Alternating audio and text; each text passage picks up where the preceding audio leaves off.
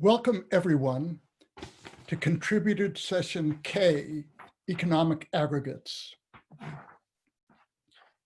This session is going to be an hour and a half, but we have only 2 papers, so we're going to use the luxury of having time to allot 45 minutes for each paper.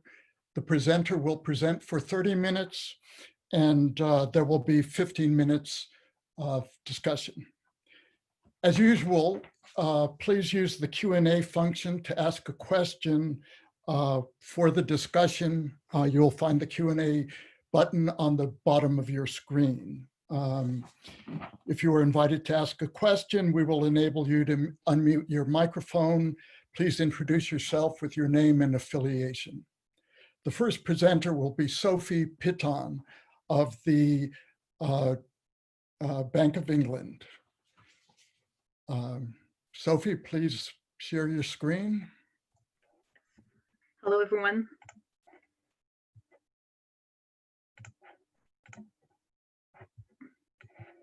So can you see my presentation? Yes. Thank you. So thanks, everyone, for attending this virtual presentation. So the paper I am presenting today looks at the labor share and revisits some evidence put forward in the literature on a global fall in the share of income accruing to labor. So this is a joint work with Gutierrez, who is a PhD candidate in NYU Stern. And I'm from the Bank of England, so the usual disclaimer applies. Any views expressed today are mine and not those of the bank. So let me first start with the motivation for this paper. The stability of the labor share has been an important stars fact since at least Nicholas Caldor. But in recent years, however, this stability has been challenged by a series of papers documenting a global decline of the labor share. So one of the first papers to show this decline was a paper by Lucas Carbarbunis and Brett Neyman in 2014. So in this paper, they focus both on the total economy labor share, but also on the corporate sector labor share. So the literature indeed identify measurement challenges with the total economy labor share, and 2 of which are especially important.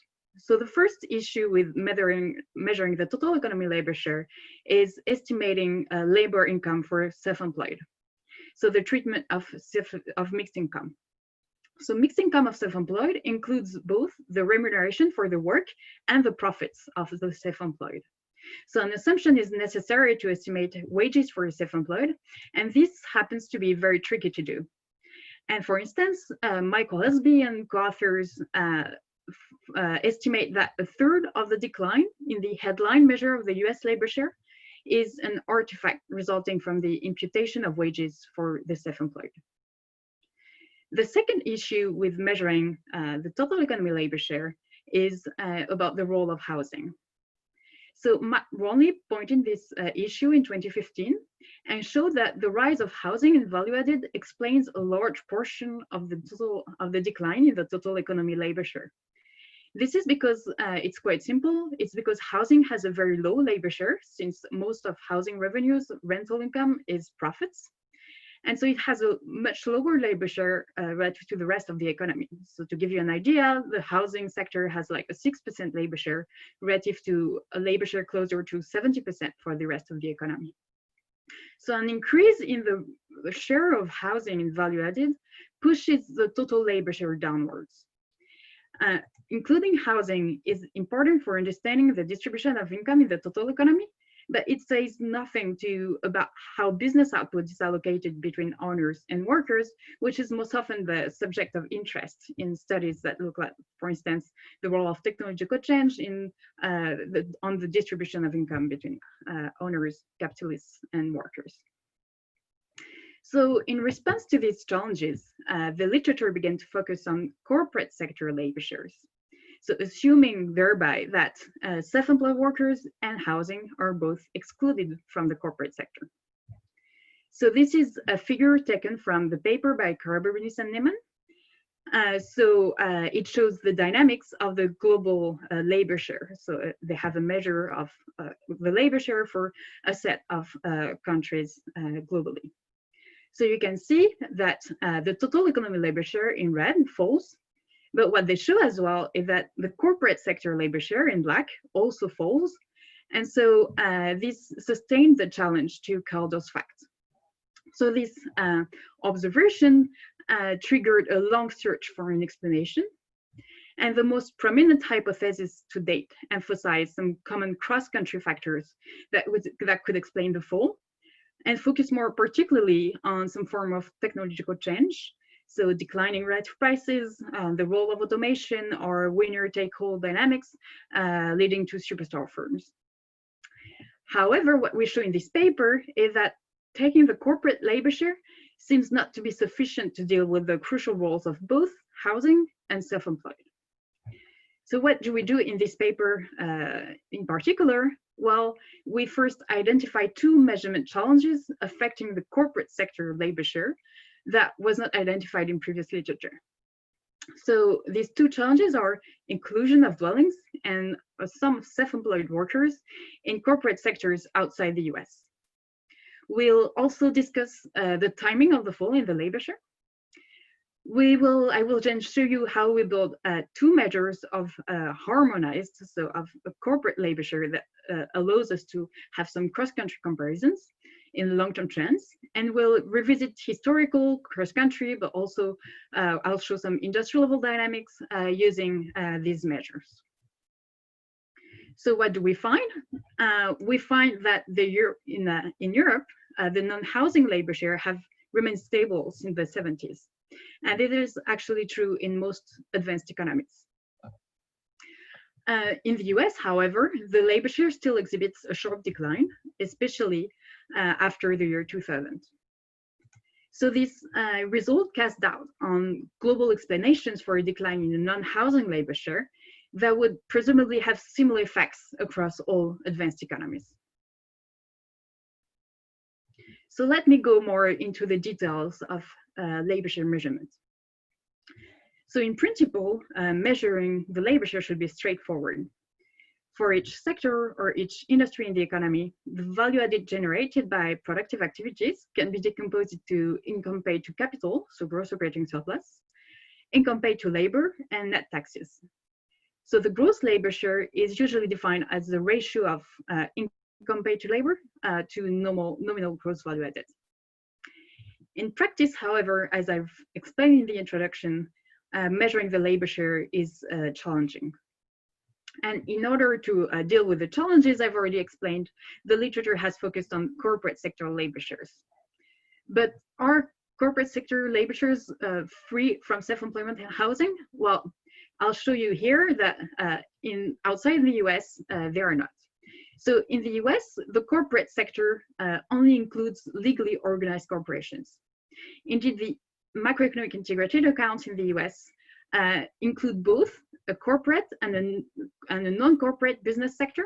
So the corporate sector really includes only the legally organized corporations with virtually no housing and no self-employment. But this is not true outside the US. Most non-US countries follow the system of national accounts. And following the SNA recommendations, the corporate sector includes all units engaged in market production that can be sufficiently disentangled from their owners so as to produce a separate set of accounts. So the corporate sector includes not only legally constituted corporations, but also some cooperatives, some partnerships, and quasi-corporations. So this broader definition of corporations brings back the two measurement issues that I've explained for the total economy. So it brings back, it includes some dwellings and includes self-employed workers, but this time in the corporate sector. So let's go more into the detail of these two issues. So the first issue is the inclusion of some dwellings. So cooperatives, partnerships, quasi-corporations can all own and operate housing. And as a result, non-US corporate sectors own a substantial amount of dwellings. So as shown in this figure, you can see that this figure shows the share of dwellings in total capital, total fixed assets of corporations by country. And you can see that 16% of the produced fixed assets in the European corporate sector are dwellings. And this number reaches 30% in France. And the US here is an outlier with only a 1% housing share of capital in the corporate sector. So let me take the example of France to try and understand what's happening there.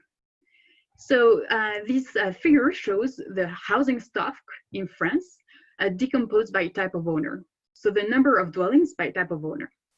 So in yellow, you have all owner-occupied dwellings. The rest are tenant-occupied dwellings. So the yellow would be included in the household sector.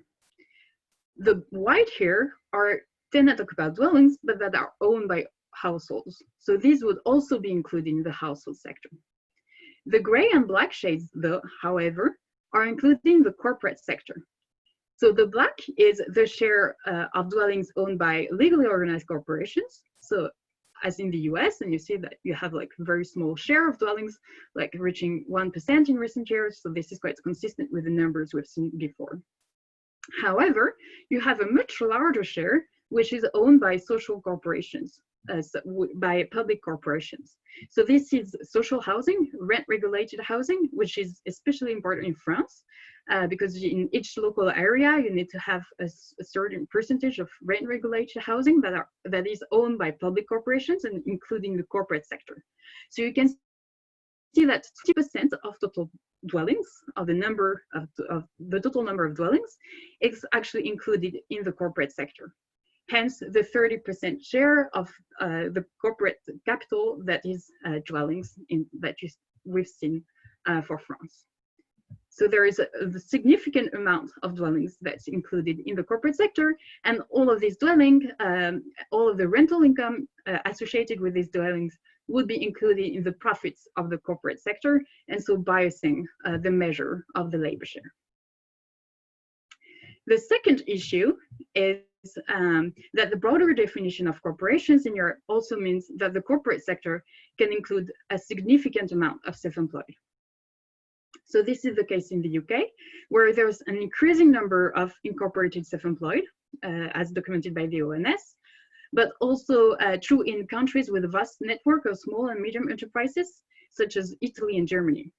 So there's a very limited amount of data on this. Only 2 countries in Europe provide data on the number of hours worked by type of employment in the corporate sector. So that's Italy and Finland. And you can see here that in Italy, for instance, 15% of the total hours worked in the corporate sector are by self-employed workers. So there is a significant amount of self-employed workers in the Italian corporate sector. And Eurostat did a broader study recently looking at how this issue affects different countries, and it showed that it affects 23 out of 30 European economies. So we don't have data on this. This would be an issue that will be hard to deal with. And this issue brings back the issue of identifying within the revenue of self-employed workers, which is labor compensation. Because all of the revenue of these self-employed workers would be included in the corporate gross operating surplus, but part of this revenue is indeed the compensation for the labor of these self-employed. So introducing again the issue that we encounter with mixed income for the total economy, but this time for the corporate sector. And finally, the third issue we're discussing in the paper is the choice of the period of analysis. So in this paper, we're agnostic to technological explanations. So we study the longest time series possible that supports the calculation of at least one of the 2 methods that we'll have to harmonize the labor share measures across economies. So because of data constraints, we start our analysis in 1970. But we see this as a good starting point, given the stability of the labor share before the 70s, so from the 50s to the 70s. So there, the data by Gabriel Zuckman and Thomas Piketty show this stability before the 70s. But this initial period is different from several papers in the literature, which introduces a third measurement challenge, so the choice of the starting point. And this is because the previous literature, Byrne and Neyman, for instance, begin their analysis to match the acceleration of technological change. So Byrne and Neyman, for instance, start in 1975 to match the fall of the relative price of equipment, which will be one of their favorite explanations for the decline in the labor share.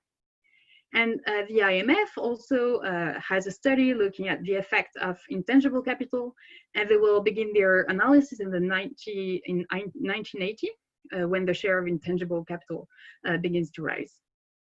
But what we say and what we're due is that the late 70s and early 80s were marked by the global stagflation period that had a major effect on the labor share, with a rise in unemployment and a temporary rise in the labor share. So this has been discussed at the time extensively by Bruno and Sachs, for instance, by Olivier Blanchard also, who wrote an article on this. And so what we suggest is that we should start the analysis in 1970, because 1975 and 1980 are basically peak points for the labor share. So to have a longer term perspective on labor share dynamics, we think that 1970 is actually a good starting point. So this point has been discussed more extensively in a paper by Gilles Berset and Thomas Philippon recently. So let me now, now that I've identified and described the measurement challenges for measuring the corporate sector labor share, let me show you how the two methods that we've built to measure, like, harmonized measures of the labor shares across countries. So the first method is the most straightforward one. So it focuses on market activities, well, excluding all real estate activities from both wages and value added using industry accounts.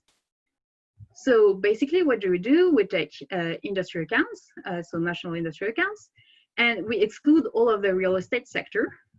So we exclude this real estate sector from both labor compensations here and from nominal value added. Well, this approach still has two limitations. The first one is that we still need an imputation for the revenue of self-employed, the labor compensation of self-employed, because industry accounts includes both corporate and not corporate activities. So to do this, we take a claims approach, and we assume at the industry level that self-employed earn the same hourly wage as employees. And since we have data on hours worked by self-employed, we can estimate a revenue, a labor compensation for self-employed. This is not ideal, but this is what is typically done and what's done also in claims. The second limitation is that we exclude the entire real estate sector and cannot identify within this real estate sector distinguish between commercial and residential housing. So we exclude both commercial and residential housing, and so we exclude commercial activities, commercial real estate from our measure. So this is not ideal. Our second approach has a different idea. Our second approach tries to mitigate these limitations as well by this time focusing on the corporate sector. So the benefit of this approach is that the self-employment issue doesn't concern all countries, but only a subset of countries. And we can also control for housing more directly. So, and exclude only dwellings, the activity related to dwellings, and not commercial real estate. The downside of this approach is that in countries which include self-employed workers in the corporate sector, data is so limited that it's very hard to adjust for self-employed in these countries. So the goal of this approach is really to measure an adjusted labor share, where we, on top of compensations of employees in the corporate sector, have an estimate of compensation of self-employed in the corporate sector. And we also want to subtract from the corporate sector value added, the value added that's associated with dwellings, with the activity related to dwellings. So in a first step, we measure the compensation of self-employed, including the corporate sector, for countries which do include self-employed workers. So we do this measure for the subset of European countries for which we have the information that they include or not self-employed workers. So in the paper, we have 3 different methods, and we in the end show that the 3 different methods provide relatively similar results. Here, I will present only one method, which we use as the baseline in the paper. And this method is really trying to identify in the total self-employed compensations in the total economy, the ones that are already included in the household sector, and assumes that everything that's left should be included in the corporate sector. So how do we do that? So we, again, use a claims assumption that self-employed workers earn the same hourly wage as employees. And so we estimate a total self-employment compensation for the total economy. And using data on mixed income, we can identify the labor compensations of self-employed in the household sector. And so the difference between the two being all of the total self-employed compensation that's not already included in the household sector and that we will assume should be going to the corporate sector. So we then have to get an estimate of the measure of housing value added. So this is quite direct in a similar idea that for self-employed compensation, what we will do here is look at total rental income in the economy and subtract rental income that's already included in the household sector.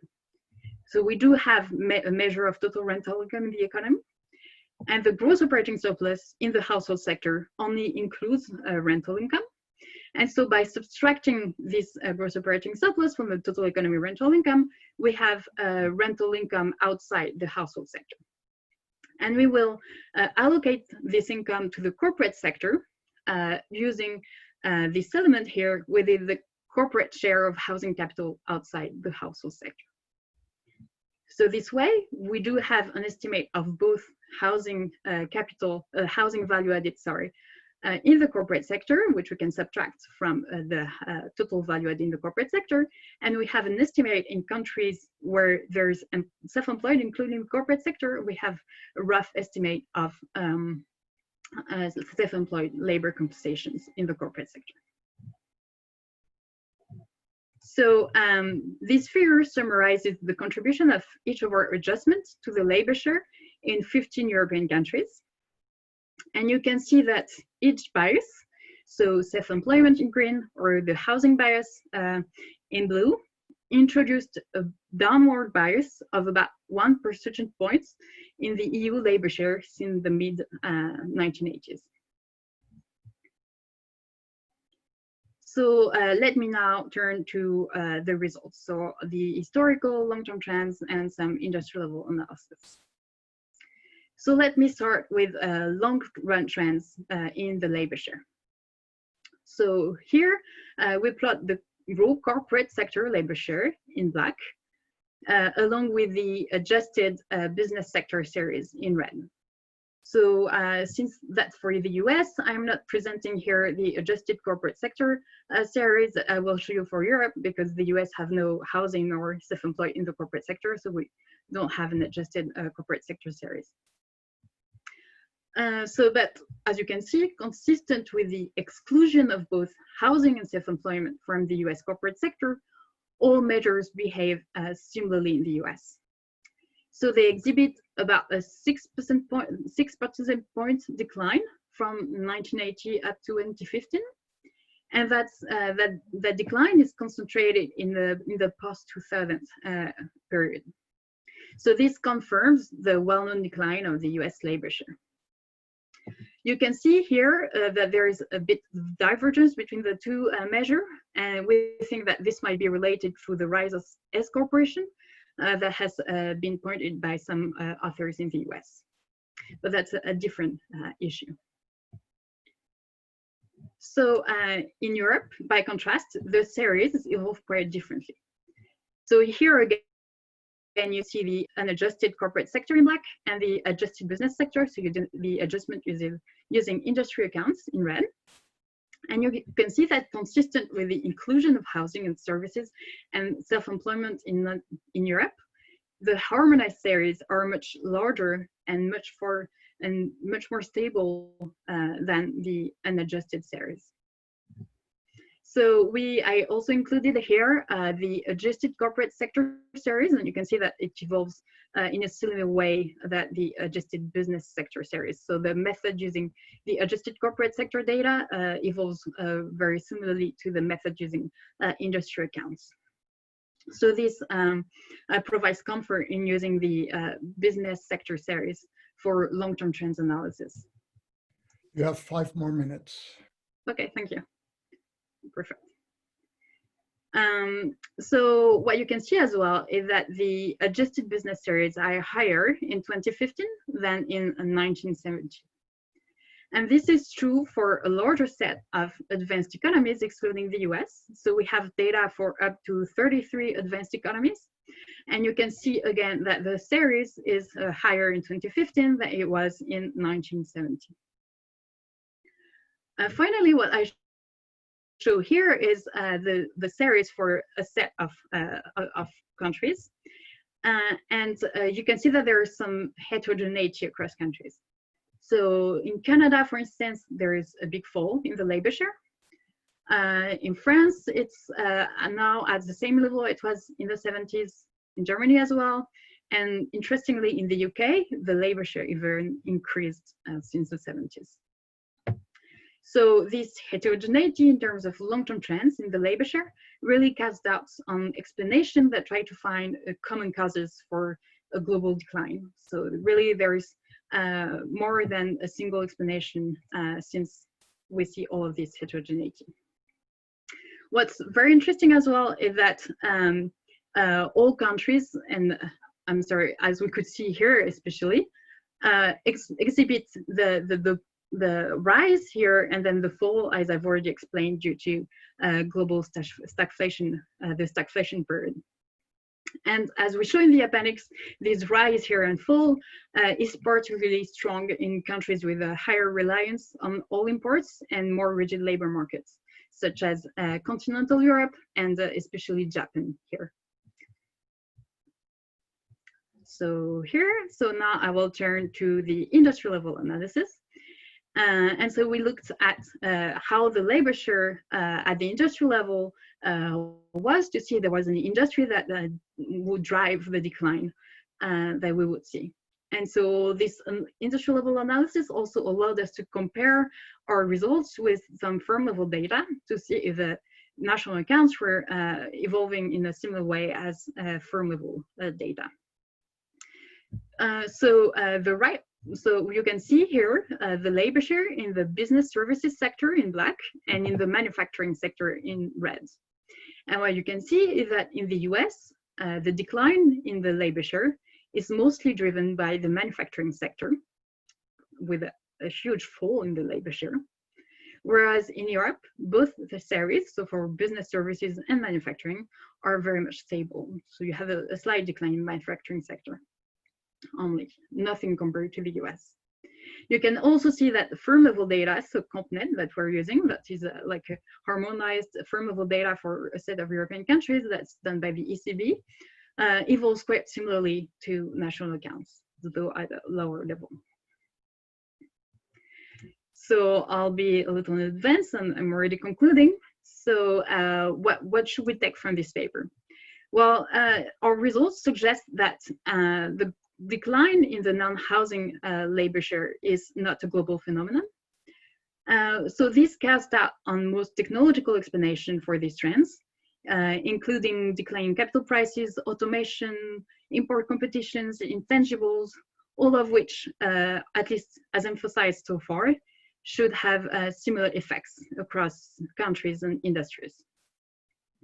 So we think that determining why the labor share declined so much in US manufacturing is an important area for future research. So it could be that there are country-specific explanations. So there are authors, so Herman Gutierrez had this paper with Thomas Philippon looking at how declining competition in the US might have led to rising profits in certain US industries.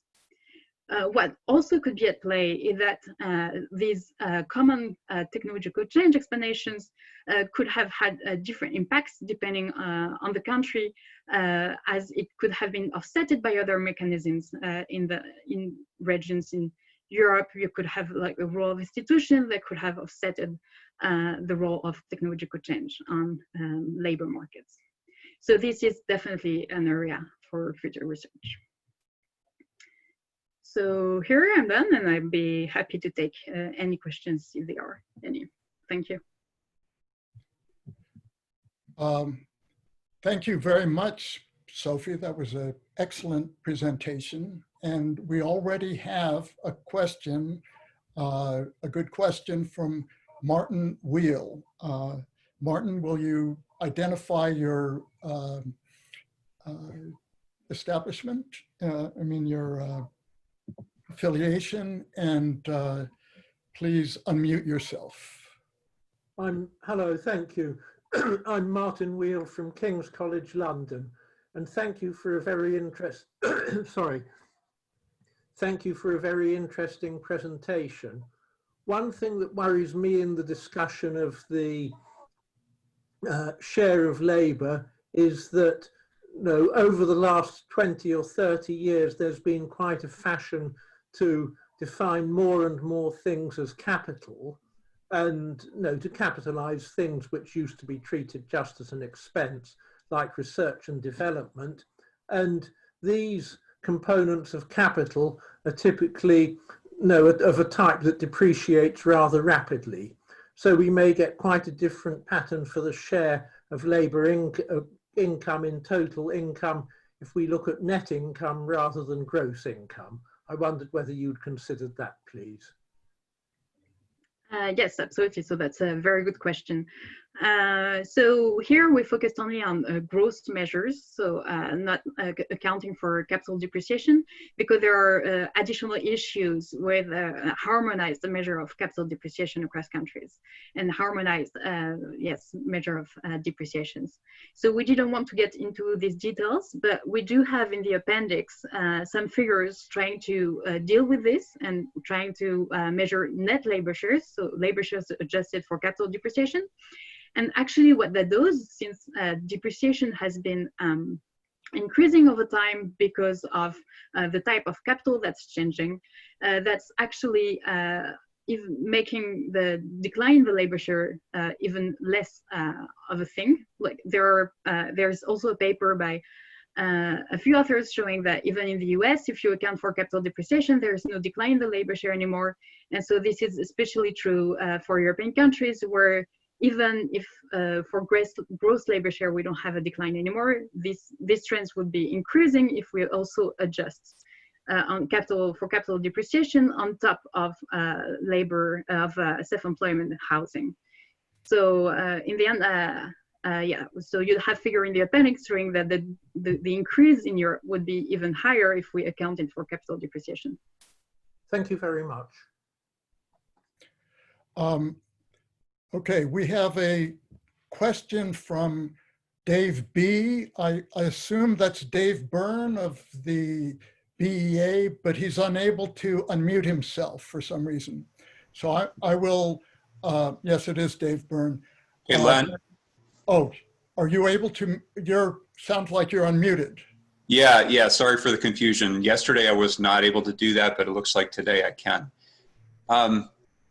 Sophie, this is a really interesting paper and very compelling. I'm wondering, with regard to IT or ICT, whether there's room for some explanation rather than in the form of the intensity of ICT within the capital stock, but rather the efficiency of the use of IT, which there's some evidence US headquartered companies are better at doing than companies headquartered elsewhere.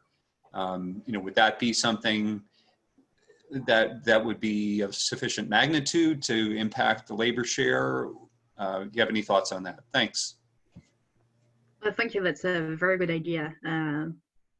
I'm afraid I won't have any answer to this. I think that's something I should definitely be looking at. Though what I'm afraid that IT technology would affect more manufacturing and the services industry in the US. I need to think more about that. But my intuition would be that maybe it can contribute to explain the difference, but maybe wouldn't be enough to explain how manufacturing sector, as opposed to other service sectors, are also IT intensive in the US, behave in terms of labor share dynamics. But that's definitely something I think I should be looking at. Thank you very much for the suggestion. Yeah, thanks.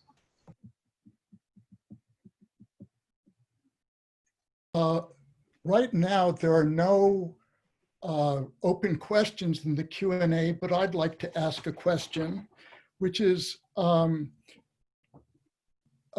David Ricardo, the classical economist, was concerned that landowners who own a non-reproducible asset would receive rising rents as economic progress occurred. He thought it might be possible for the rewards of progress to go to these rentiers and not to those producing them. Do you think that is what your data might be telling us, that an increasing proportion of the rewards of progress are going to landowners? Yeah, so that's definitely an excellent question. I think this result does point to the importance of looking at housing income in understanding the total distribution of income between workers and capitalists. Basically, how the housing owners are getting a larger share of the pie in the total economy. But it's true that we focused here, the focus of the paper was really on corporate distribution, because all of the papers looking at the decline in the labor share have been looking at reasons for which the corporate value added was unevenly distributed over time between workers and capitalists. But I think this, it does point to the importance of understanding housing and the determinants of the rise in housing value added, and how that, what are the distributional effects of this housing. So I think this is an excellent point, and I think it is one of the takeaway of the paper indeed. So thank you very much. Okay, thanks a lot. And I think maybe since we're done early, we can start early.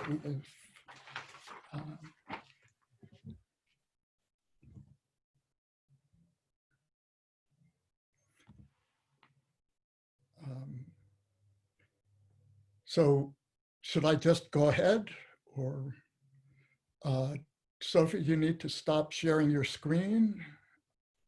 And I think I did stop. Okay. Are you still seeing my slides?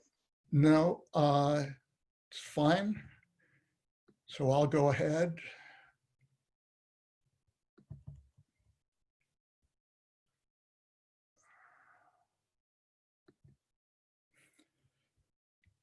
Well, thank you for attending this session. I'm very happy to be presenting here. This is my first time presenting this paper at a conference. And what I'm going to be arguing is that we don't know much about the measurement of growth and inflation, particularly in the US in the 21st century. Let me say that I'm an emeritus economist at the Philadelphia Fed, and these views are mine and not those of the Philly Fed or the Federal Reserve System. So basically what I'm arguing is that the 21st century US economy makes measuring growth very difficult. We've got lots of new products, and we've got free products that are the new products are hard to measure, and the free products are conceptually a big problem. And I'm going to be discussing, there's been a fair amount of discussion of both mismeasured intellectual property investment and consumption, and I'm going to be discussing both of those. I'm going to argue that the acceleration of mismeasurement has been at least 1% since the mid-1990s, that true output is growing even faster and inflation is even slower. In 1983 to 1995, I'm going to be arguing that mismeasurement was about 1%, and I'm going to be arguing that right now mismeasurement is about 2%. That means that productivity growth is relatively strong and that prices are likely deflating in the US. And while I won't be talking about international price deflation, I believe that a lot of my comments apply to all the statistics around the world. I mean, the US statisticians are among the best in the world, and they're using pretty much state of the art. It's just that the state of the art has fallen a lot behind our very rapid economy. So the basic question, the basic puzzle is that we have fast corporations and slow growth. These fast corporations are very visible. They make huge investments in innovation, and they have products that are successful worldwide, and they make enormous profits. Yet we have historically weak GDP growth and per capita, and real interest rates are historically low. I'm going to argue that our national account statistics don't capture the benefits of innovation, and that these errors have accelerated as innovation has accelerated. Ultimately, I believe we are growing too fast and not too slowly, that the economy is changing at rates that households and all our institutions are having trouble adapting to, and that we economists should not be focusing so much at trying to increase the efficiency of economic growth, but we ought to be worrying about other things like distribution and inequality. But first, I want to show that regardless of which measure you use of intangible investment, intangible investment has risen quite rapidly. It was, depending on where you look, back in the 50s, as low as 1% in BEA's measure, which has gone up to 4%. My measure of intangible investment has gone from about 3% to over 12%.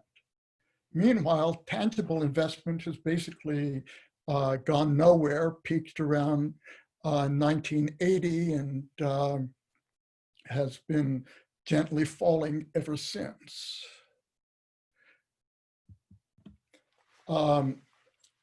Now, if we only had tangible investment, then you would expect profits to be relatively flat.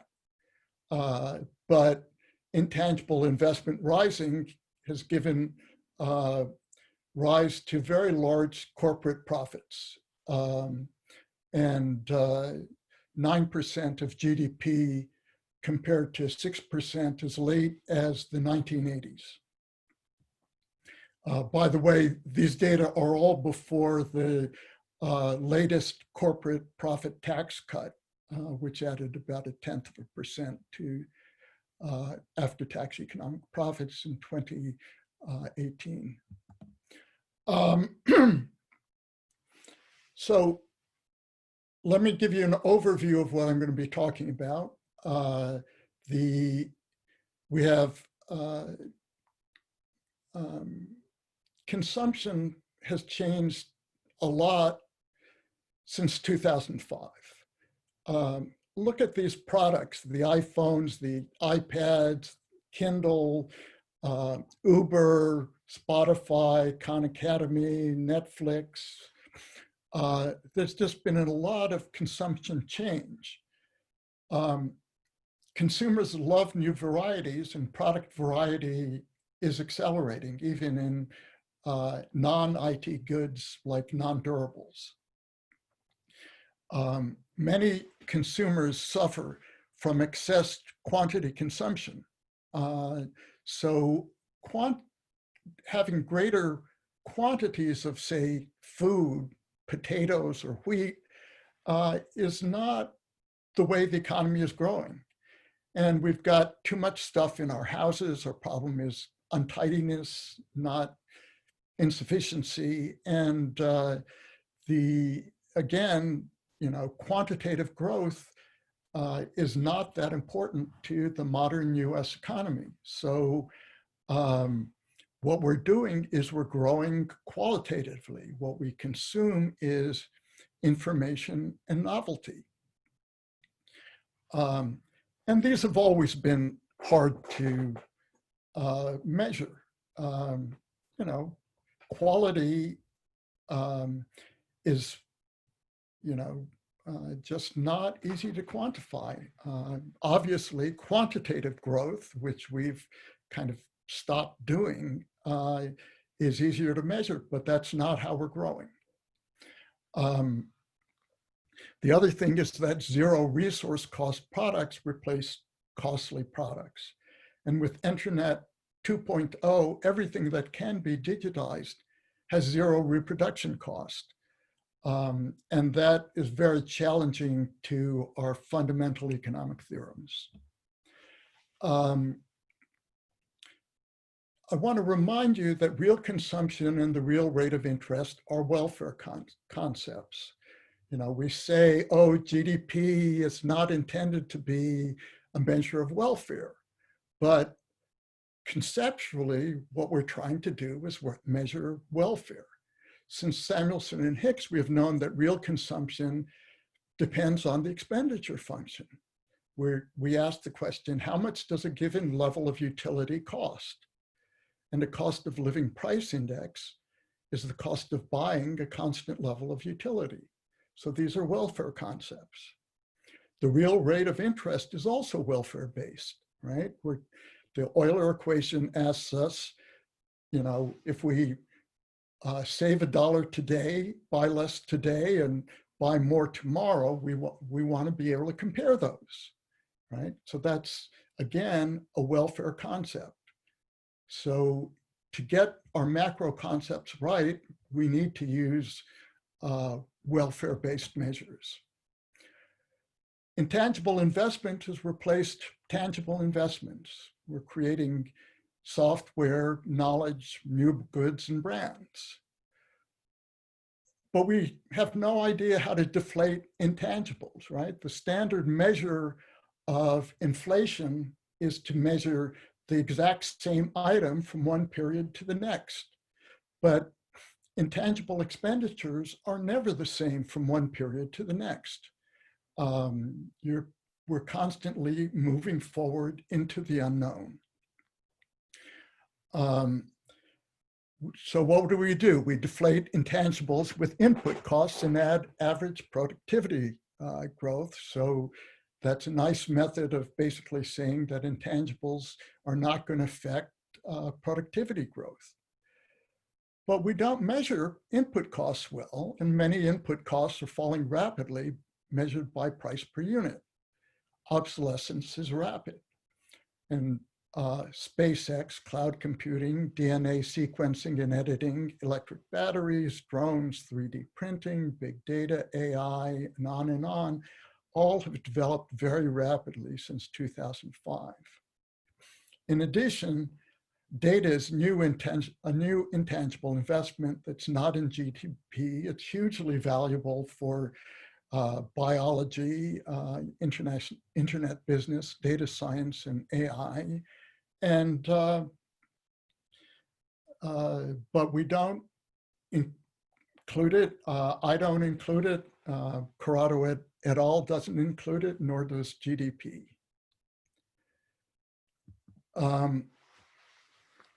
So one piece of evidence that suggests that mismeasurement has accelerated is that there's more rapid change in the products on the marketplace.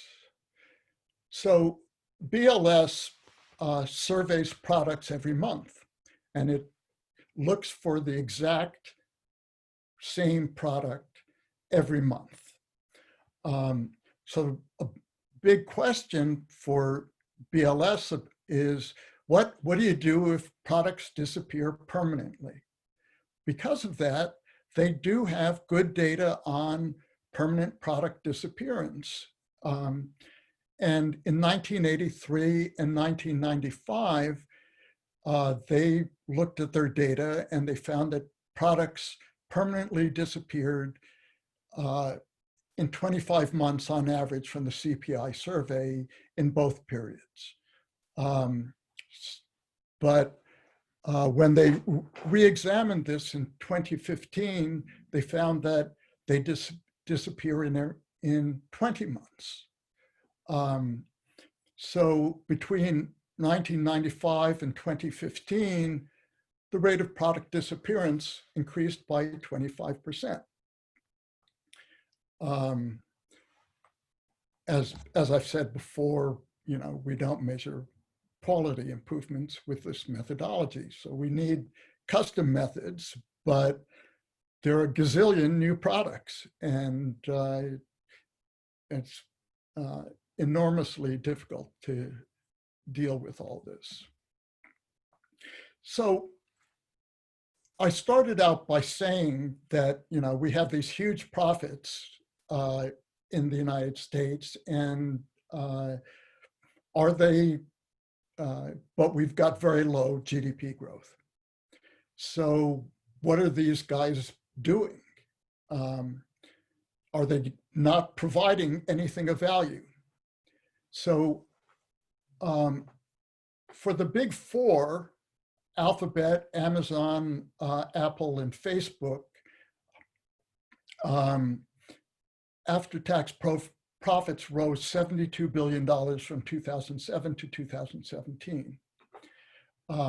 That's 18% of total US corporate after-tax profits gained during that period of 400 billion.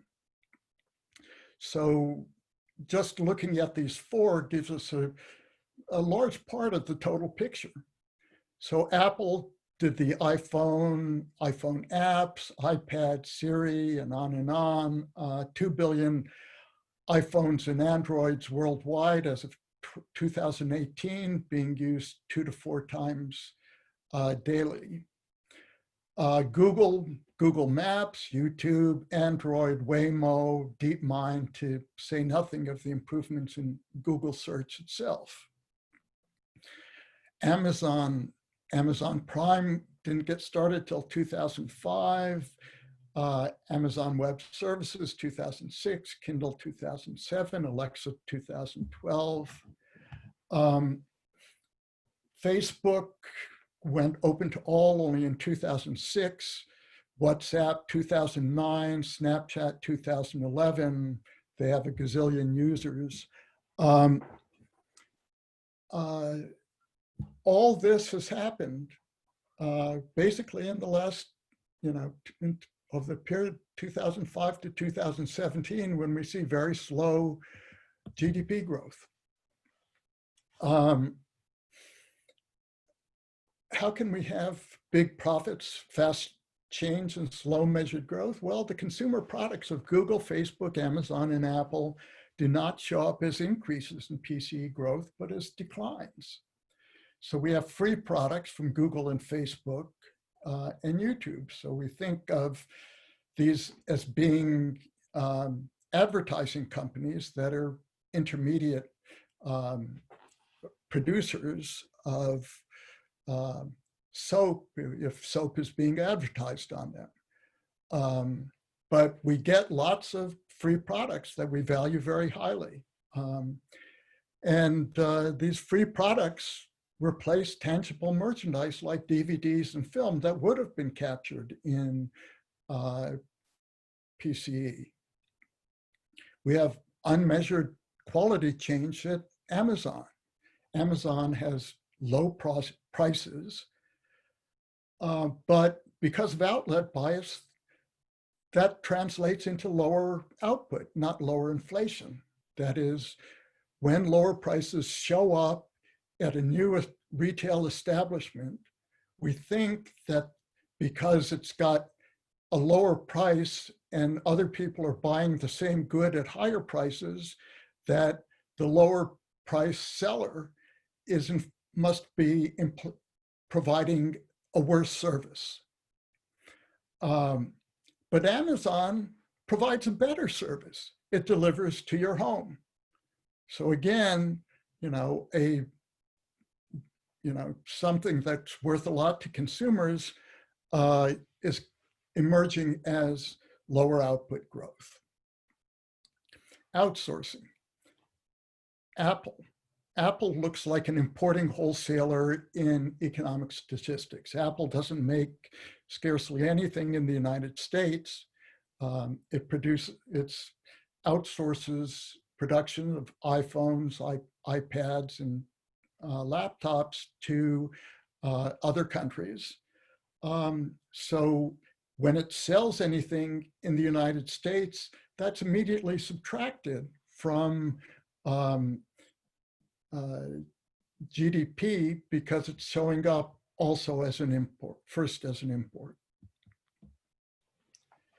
All right, so what about, let's look more broadly at variety.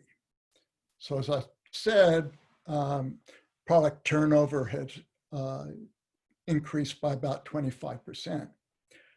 Now, Agian et al. In a recent paper in the AR measure the consumption value of new outlets. Inflation was overstated by 0.5% in 83 to 95 and 0.65% in 2006 to 2014. Well, that's an acceleration of almost exactly 25%, and that's consistent with the product disappearance rate. This is for non-farm business. Neiman and Vavra argue that product variety at non-durable retail stores could add 0.8% in the period from 2004 to 2016 to annual welfare gains in PCE. Now, if that's a 25% acceleration, then I'm going to conjecture that the welfare gains from 83 to 95 was 0.64.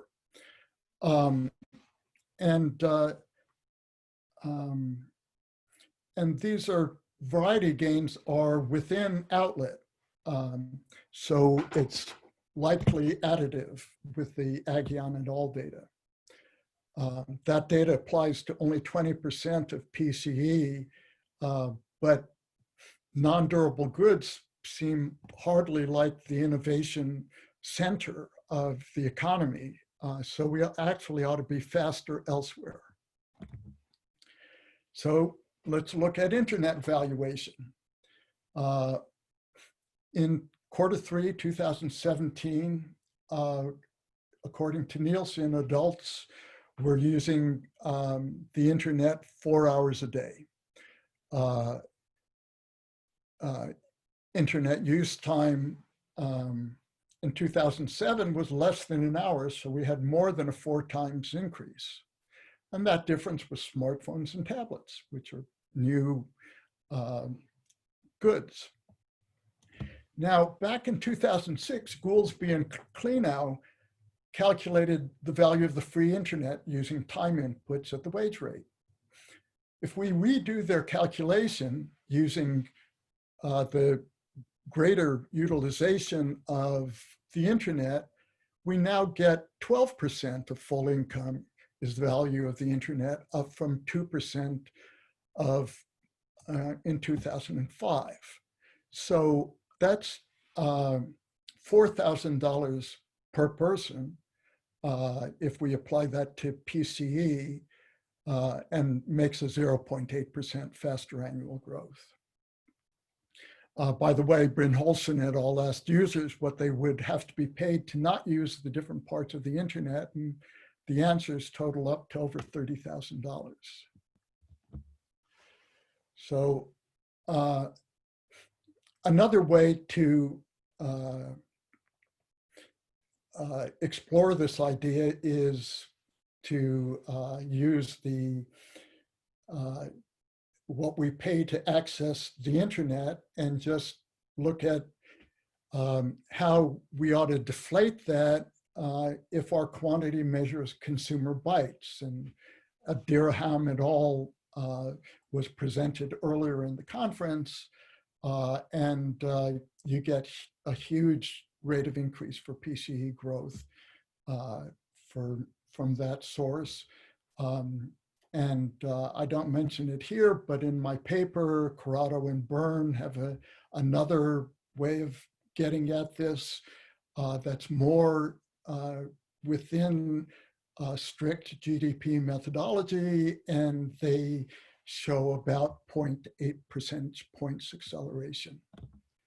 So the summary of consumption so far is internet 0.8%, outlets 0.13, non-durable goods variety 0.03, so we're already up to about 1%. I give other areas in the paper, pharma alone probably added an acceleration of 0.1%. But, you know, there's also been this issue of investment in intangibles. You know, in my measure and Ricardo et al.'s measure of intangibles, we have software, R&D, advertising and marketing of new products, organizational capital, plus neither of us has measured data. The average public corporation now invests more in R&D than in intangibles. The reverse was true in 1995. Right now, the intangibles deflators are rising about 0.3% annually. But there's been an explosion of progress. This table is too small, but you know, for comparison, I've put in the Moore's Law, 41% annual rate of change, consumer internet bytes of 39%, cellular bytes of 59%. Let's look at you know, the cost of experimentation, the cost of creating intangibles. Well, DNA sequence has fallen 1,000 times. I would really 10,000 times. DNA manipulation has risen very rapidly. Price of startup cloud computing fell dramatically. Rocket development has been amazing, but let me go a little into the details. So this is the cost per human genome of sequencing the human genome. And this is according to the Human Genome Project of NIH. So the cost of genome sequencing was 100 million in July 01, but no one was actually doing genome sequencing then. The first genome sequences were actually done around July 7th when, July 07, when the price was 10 million. But that was basically tracing out improvements in Moore's law. But since then, we had the second generation of human genome sequencing technology, and that drove the cost down another 10,000, from 10 million to 1,000. And as a result of we now have millions of genomes that have been sequenced.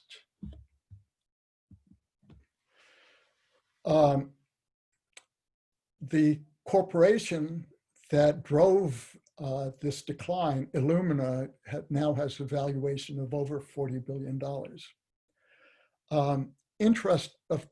Importantly, there's been a same fall in price for sequencing coronaviruses. So sequencing coronaviruses has been an important way that we've tracked this stuff, tracked the mutation of the coronavirus. And we've been able to do that because it's very cheap. Genome editing costs using CRISPR-Cas9 has fallen from $25,000 per edit to $65. And the $25,000 edits took a long time. And the $65 edit you can do practically overnight. Cloud computing fell. Amazon Web Services prices fell 2 to 3 times from 2009 to 2016. But the really important thing was the mere existence of cloud servers, which are highly efficient. And for internet startups, their startup costs fell by 100 times to 1,000 times from 2005 to 2009. They no longer needed to buy servers, routers, and have people to run them in advance of starting their startups. As a result, the venture capital model changed dramatically to accommodate how cheap experimentation had become. There's a nice paper by you and Zoral.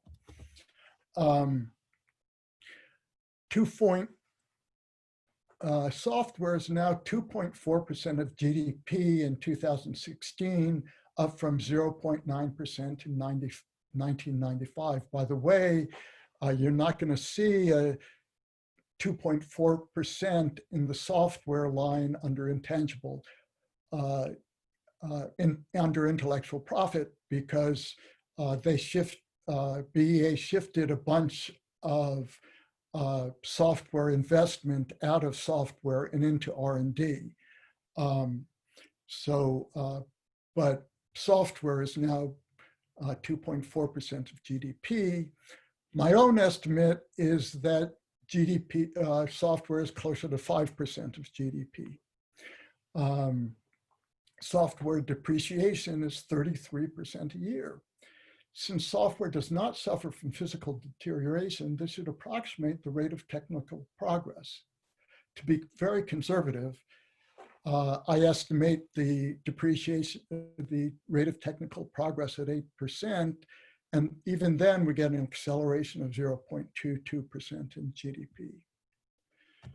Let me give one quick example of how fast artificial intelligence has proceeded. There's a team at Carnegie Mellon that took on the challenge of the poker game Texas Hold'em, which is a game of hidden information that people thought would be very hard to solve. They came up with the program Libretus and beat top professional poker players one-on-one in 2017. And that cost about $1 million of compute time using the methods of AlphaZero. Pluribus was their effort to do the multiplayer game. and everybody thought that the multiplayer game was going to be much harder because it's unlike the one-on-one game, it's not zero sum. And because one player could be really good or really bad. And so people thought, so there isn't even guaranteed a Nash equilibrium, but they did a clever tweak to their program and were able to beat top players in multiplayer game 2 years later. And the tweak was so clever that it only took $150 in compute time to train. So that's a 6,000 times improvement for a harder task. That's a pretty fast rate of technology. SpaceX developed the Falcon 9 rocket for $390 million. A NASA engineer estimated that if SpaceX had gone to NASA and NASA had asked them to procure it, NASA would have paid them $4 billion. The price per flight is now $61 million relative to $170 million. That's $61 million is the retail price. And plans to reuse all parts of launch rocket is further decreasing costs, and SpaceX is valued at more than $30 billion as of 2018. And as a result of this, space commercialization now has many startups. So there are a lot of intangible investment going into space commercial investments. Okay, we add all this stuff up, and I get a total mismeasurement of GDP growth of 1.2% roughly from 83 to 95.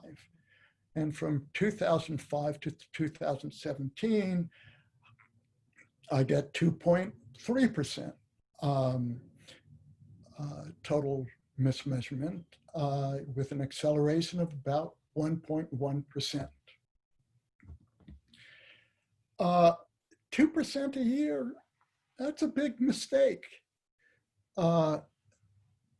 These problems require new approaches. We have had discussion before that we need a second measure of GDP. I've argued that in my two papers with Chuck Hulton, Diane Coyle and I have argued that, Brynjolfsson and all argue that. There are lots of measures, lots of work by lots of economists has been done, but we need tons more if we're ever going to reach a consensus on these new procedures. The whole profession needs to deeply engage with measurement. Okay, so what does this mean? Well, we think that GDP growth per capita has plummeted over the period 2005 to 2017, way slower than in any previous post-war period. But if we have a % acceleration in growth mismeasurement, things look normal, especially if you consider how wide the error bands are around that estimate. We think real long-term interest rates have fallen 3 percentage points to near zero, but have they really?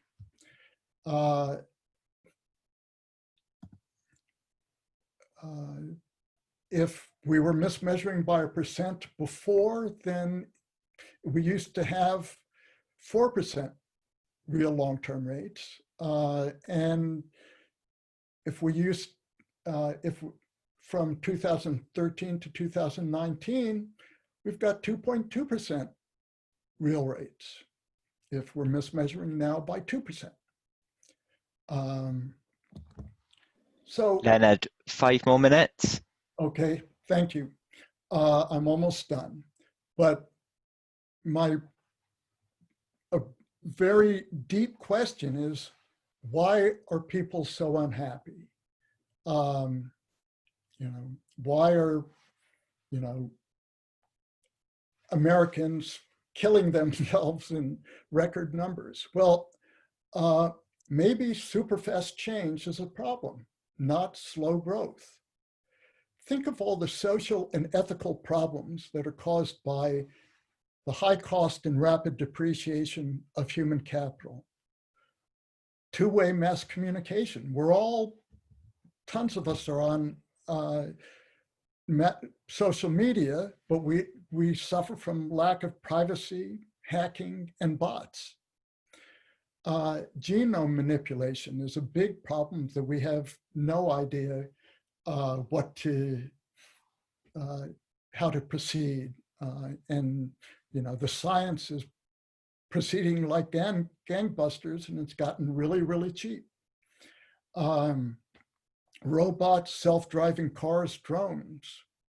What happened? What are the ethical and social rules if someone dies? Who's responsible?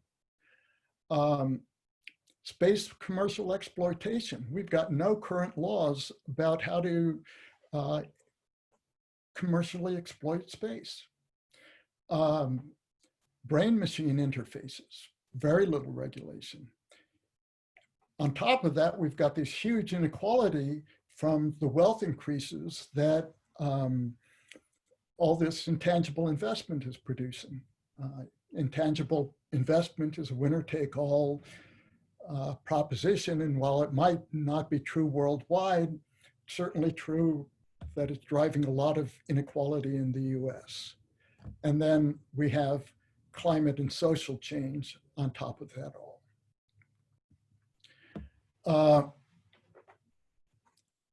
I'm arguing that we don't have a credible measure of aggregate welfare, and that we cannot measure growth or inflation, and that's going to make trouble for the economics profession.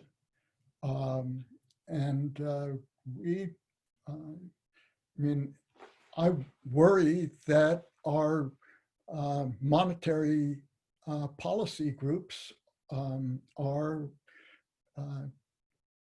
using bad data. In the short run, we need two kinds of GDP because we're going to need to experiment with GDP. We're a long ways from a complete new picture, but there is a lot of research going on. But we need this research to be coordinated and maintained statistically over time so that we can create time series. That's the big task ahead. So statistical agencies need a ton more money. They've been, in some cases, given more money, and in other cases, given less, but they need lots more money, and they need much more help from us. Thanks a lot. The main purpose of my talk is to provoke conversation about how to advance improved measurement. Oops.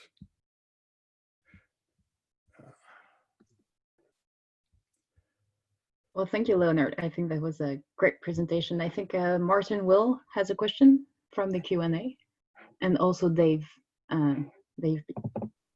Yes, this is a very basic question which shows my ignorance.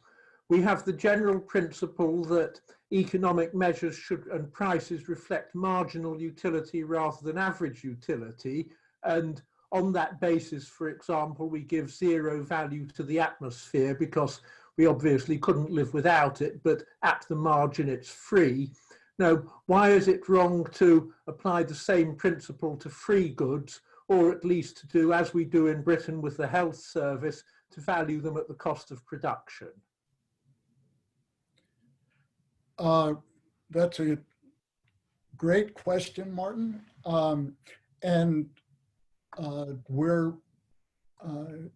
We have a conundrum. So what the economy is doing is it's making all these products that have zero resource cost, right? So if I read an ebook or I stream a movie or TV series, it has zero cost. And, all our theory really rests on the proposition that, things have costs, and that prices reflect resource costs is necessary for our welfare theorems. So, the invisible hand in this economy is gone. And we really need to be thinking about, a world of creative destruction.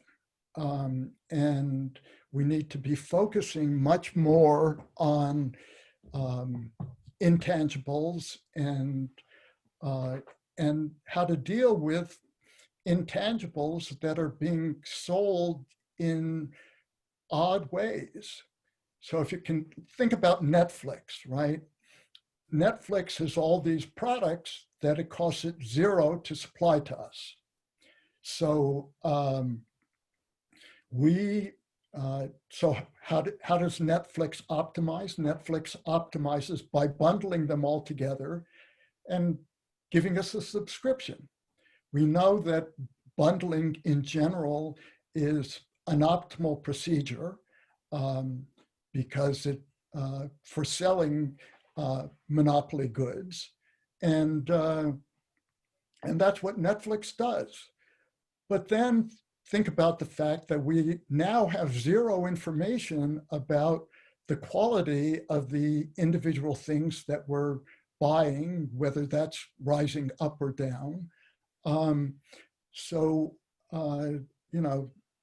Prices just aren't giving us signals, and we have to look in other directions, whether it's time use or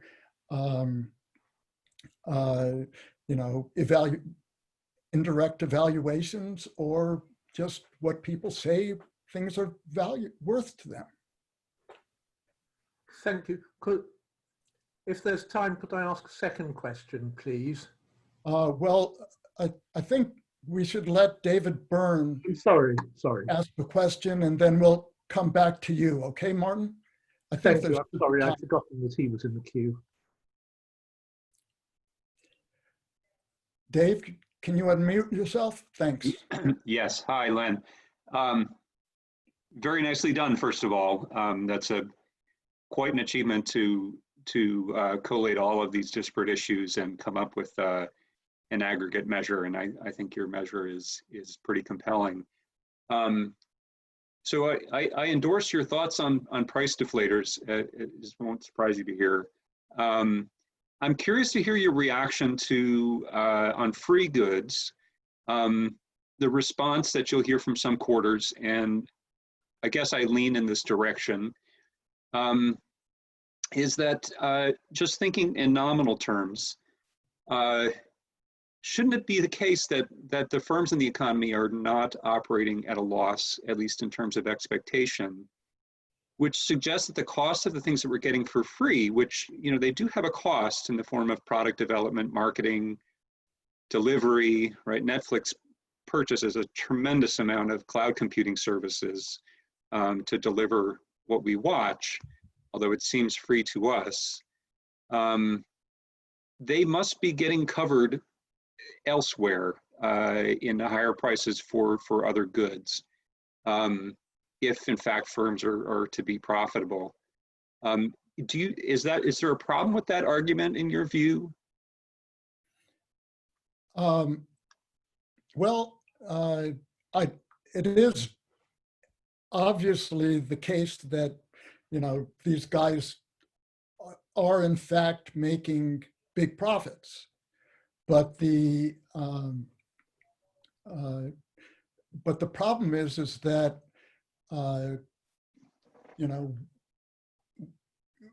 we're being provided a lot of stuff at zero cost, being supported by, let's say, advertising. So maybe that's raising the price of soap, but we're okay. We can capture the price of soap, right? But what we don't do is we don't capture the value of Google search, right? I mean, people say Google search is worth $17,000 to them, that you'd have to pay them $17,000 to make them go off Google's all search engines for a year. Personally, I think that's a reasonable number. You'd have to pay me a lot of money to not use a search engine. What do we do about that? Our GDP is not set up to measure that. And we're, with these, expanded GDP and with GDPB, we're groping towards something. But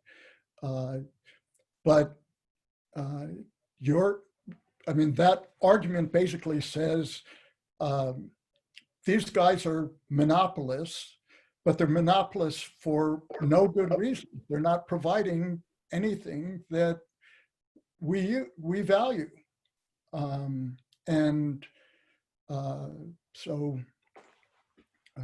Anyway, that's my response for what it's worth. Sure, thanks. So I have a second question after Martin's second question if nobody else is in the queue, but I'll defer to Martin at this point. I think there is also a question from Dan Taylor from the ONS who asked us to read this out. So it says that in the short term, the solution would be to introduce a GDP plus, which incorporates these upward adjustments to the rate of growth to account for new technologies that current estimates aren't able to value properly. But he asked what would be the long-term measurement solution? What do you think it would look like? Really good question. And the truthful answer is, I don't know, but what I would hope is that we can get some good estimates of how trend GDP plus is differing from GDP as we now measure it, and be able to extrapolate because almost all the methods for constructing GDP plus are, take too much time, take a year or two. So we just need to extrapolate trends and have a lot more revisions to GDP as we learn more. But I think we can wind up back at one measure. Shall we go back to Martin and then to Dave? And I think Sophie had a good question too. Okay, well, I wanted to look at to hear your thoughts on the period before 1980. Electrification, what was that represented in the data then, the benefits of it? And of course, if we think of Nordhaus' article on lighting, that by the second half of the 20th century, we were able to do things that couldn't be done in the first half of the 20th century, simply because of what had happened to lighting. So although you went back only to 1980, do you have any thoughts as to whether the 80s to 90s period was a bit of a dip rather than an old normal? I really don't know. I think that I'm pretty sure that the economic growth in, say, the 50s was stronger than we credited with being. I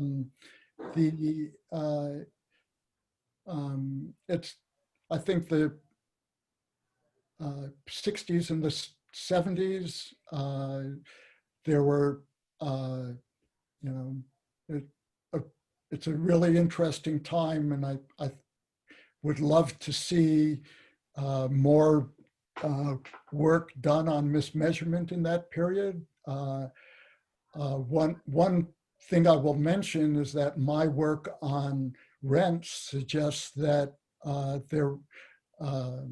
and the work of others suggests that rent inflation was understated until around the mid-1970s. So that's one place where growth was overstated. Another thing that's interesting to look at is that in telecommunications in the United States, we had very rapid growth in telecommunications. And that shows up in PCE. But, you know, compared to today, the increased benefits of telecommunications were just tiny. I mean, it took forever for us to be able to afford long distance telephone calls. And I think that it's quite possible that those data, in some sense, overstate the contribution of telecommunications to the economy in that period. Thank you. One more question, Leonard, and then we'll have to wrap the session up, okay? Well, let's go back to Sophie's question, if that's okay, Dave. Yes, Yeah, that's fine. I'll benefit from my panelist position. I just had so my question relates to the contribution of the large firms that you identify, Google, Apple, what we typically call the GAFA, to aggregate productivity growth in the US. So basically you suggest that we kind of mismeasure their contribution because of these firms are leaders in terms of intangible capital investments. But a few authors have argued that these firms actually, the contribution of these firms to aggregate productivity growth is quite low because the rise of these firms' market share is more related to a lack of antitrust policy in the US. So there's Thomas Piton who argues this in his recent book, and even suggests that they also contribute to higher prices in the US.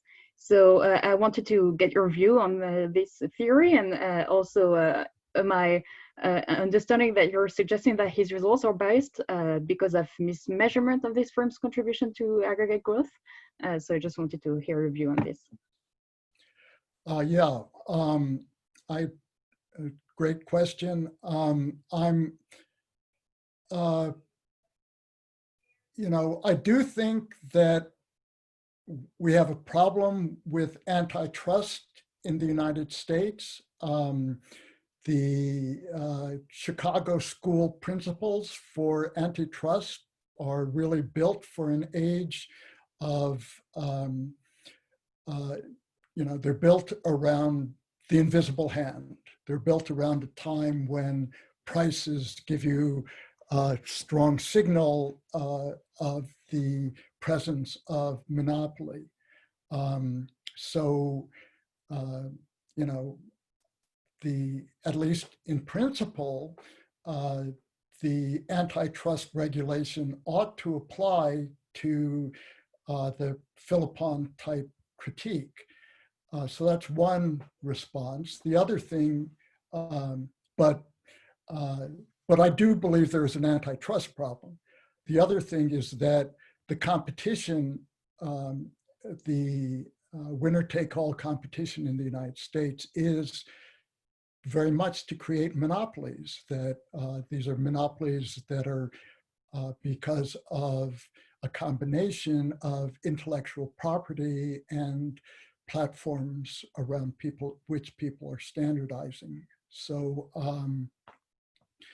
you know, and so I think there are some problems with monopolization, but I think that some of the data that Philippon and others are looking at is misleading.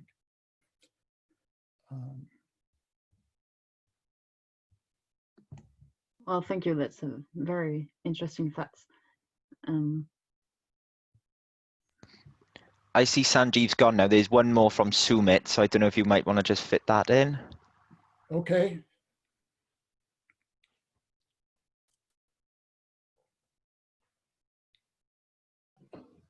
Thank you very much. A really interesting talk. It was just a bit of clarification, I suppose, that it's easy to kind of, I think, conflate 2 points, which is part of it, I think, is a lack of hedonic quality adjustment in the prices. So particularly with this technological change, but there's then also a point around the increase in the amount of free goods you've been providing. I think the two of them almost, one of your final points in your slides was about the need for more research and more investment in these. But I think the response to those two are quite different, although not necessarily the same. I was just wondering if you had a sense of which of those would be more important. Is it to better capture technological change and how they're reflected in prices, or is it more conceptual around how we should be recording free goods and maybe looking at alternative indicators? Thank you. So hedonics are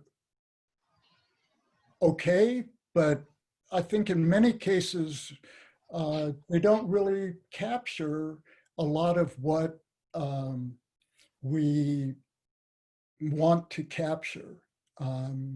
So the problem is that the characteristics of goods changes rapidly. And then, and then there's this, what hedonics in a way are designed to capture is, the cost function. But if you have a lot of monopoly, it's not clear exactly what the hedonics are telling us. The econometrics become much more difficult to estimate. So I don't think that, for a lot of technological goods that hedonics are a panacea.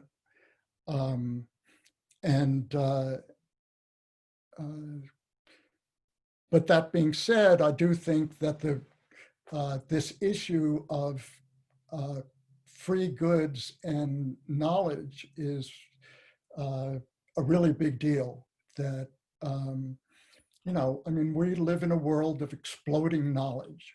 And it's amazing how, say, search engines keep up with that explosion of knowledge. But, that's all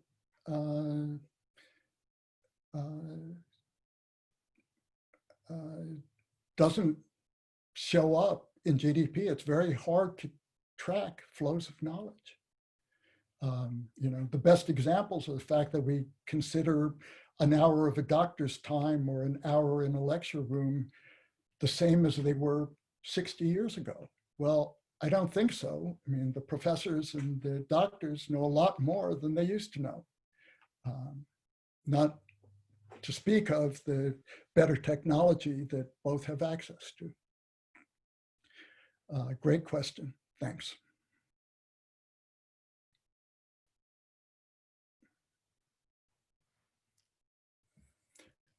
Well, I guess that ends our session. And I want to thank Sophie and Nathan, the moderator, and all of you for attending. This was really a privilege. Thanks.